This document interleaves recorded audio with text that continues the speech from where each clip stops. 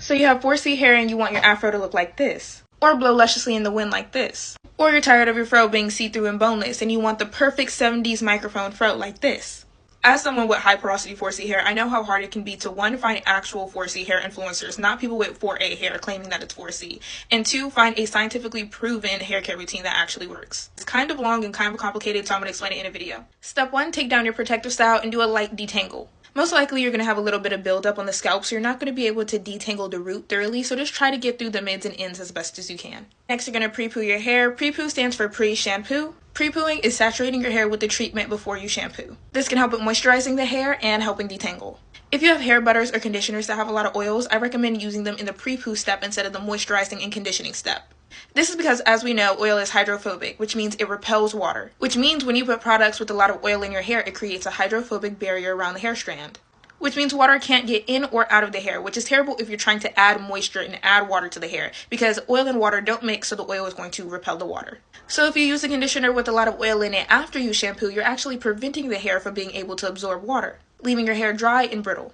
Whereas if you use your conditioner before your shampoo, you still get all the benefits of the conditioner, and while you're shampooing, the surfactants in the shampoo attach to the oil and wash away that hydrophobic layer, allowing your hair to be clean and ready to absorb water.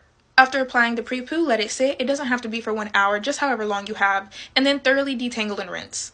This is an underrated step, the Malibu hard water treatment. The minerals in hard water can make your hair dry and frizzy and tangled. Now, you don't need to do this every wash day. I'd say about every 3 to 4 months, depending on how hard your water is. And if you don't know how hard your water is, you can look it up for your state and for your city. Then you're going to section your detangled hair and wash with a clarifying shampoo in your sections. Washing the hair in sections will prevent the hair from getting tangled again, and when it comes to 4C hair, we want to do as little detangling as possible, as little manipulation as possible to prevent breakage. And arguably what I think is the most important step in the entire routine, a clarifying shampoo. Let me say it again, a clarifying shampoo. Not a moisturizing shampoo, not a sulfate-free shampoo, a clarifying shampoo. Clarifying shampoos are specifically made to attach to the oil and the dirt and products in your hair and rinse them down the drain. Now, this is optional, but I personally like to let my hair dry overnight in braids with no product. I just like to let my hair breathe and rest with nothing on it. I section and braid the hair to stretch the hair without heat overnight. Personally, I find that 4C hair is easiest to work with in a stretched and detangled state. The next step is optional and is personal based on your hair concerns. This is the treatment step. This is your bond builders, your clay masks, your cholesterol treatments, your protein treatments, etc., etc. I personally like the Curlsmith protein treatment. It's a protein treatment and bond builder in one. Not all bond builders are built the same. There are different types of bonds in the hair that are broken due to different types of damage. For example, Olaplex repairs the type of bonds that are broken due to chemical treatments, like bleaching. So if you have bleached hair, Olaplex is your girl. The Curlsmith bond builder is more suitable if you have heat damage. 4C hair benefits from a lot of moisture, so a hydrating mask is optimal as well. And I love protein treatments as well, but be careful not to overuse them because there is a thing called protein overload. Protein overload is just what it sounds like. When the hair has too much protein, it can cause your hair to be dry, frizzy, and brittle. Make sure you're keeping your hair in sections throughout this entire process. Applying treatments, unbraid the section, apply the treatment, and rebraid it. Leave it on for however long it says to leave it on, and then unbraid that section, rinse it out, and rebraid the section. Rinse the hair treatment out and dry it with a microfiber towel or a shirt. These are gentler on the hair than regular towels and will cause less friction, therefore causing less breakage. Now, this is the secret. This is my moneymaker. This is the way that I keep my hair hydrated and moisturized. It's important to remember that hydrated and moisturized are two different things. Your hair can be hydrated but not moisturized, and your hair can be moisturized but not hydrated. Hydrated means the hair has water, and moisturized means the hair has oil. Keeping your hair both hydrated and moisturized will help exponentially with length retention and keep your hair looking very, very full so you don't have that boneless see-through afro. Step 1, while your hair is damp, moisturize it with a water-based leave-in conditioner, and water-based is very important. So this is what hair looks like under a microscope, and you see those little scales and how there are kind of openings in between them?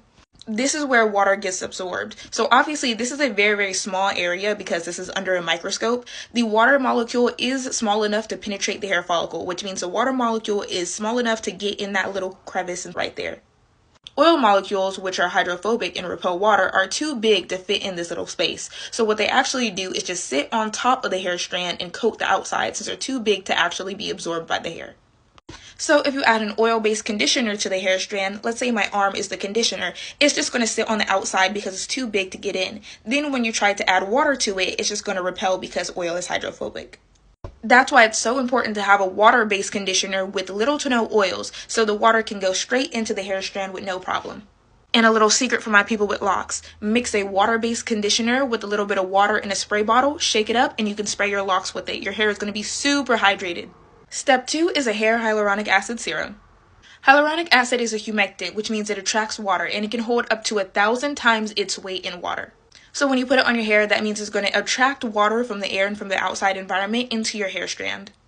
People use hyaluronic acid all the time for their face. It's a very popular ingredient, so I'm confused as to why it's not a popular ingredient in hair care. The only thing about hyaluronic acid is you have to use it on damp hair. If you apply it to dry hair, it's going to suck any moisture that's in your hair strand and bring it to the top, which is just going to leave your hair even more dehydrated. Unbraid the hair, apply the product, and rebraid the section. We have previously stated oils are hydrophobic, which means they prevent water from leaving and getting into the hair. So once we add water with step 1, a water-based leave-in conditioner, and step 2, a hair hyaluronic acid, we want to make sure the water doesn't evaporate from the hair strand. Take a minimal dime-sized amount of your sealant, rub it between your hands, and rake it throughout your hair. Your sealant can be any product that contains oils. This can be things like raw shea butter, regular oil-based leave-in conditioners, or raw oils. I personally like to rebraid my hair in sections and let it sit like that overnight and then come back to this step in the morning, just to give my hair time to absorb all that product and not just have it sitting on top. Last but not least, slather your hair in heat protectant, not just a cute little 1 or 2 sprays, I mean drench your hair in heat protectant. Then blow dry and trim, and pick out your hair. If your hair is looking too flat after it's blow dried, here are my tips. 1, make sure your part is in the right place. A lot of people have their part for their afro at the top of their head. The top of their hair is going to be flat, the hair is going to go out, and then it's not going to give that full microphone shape.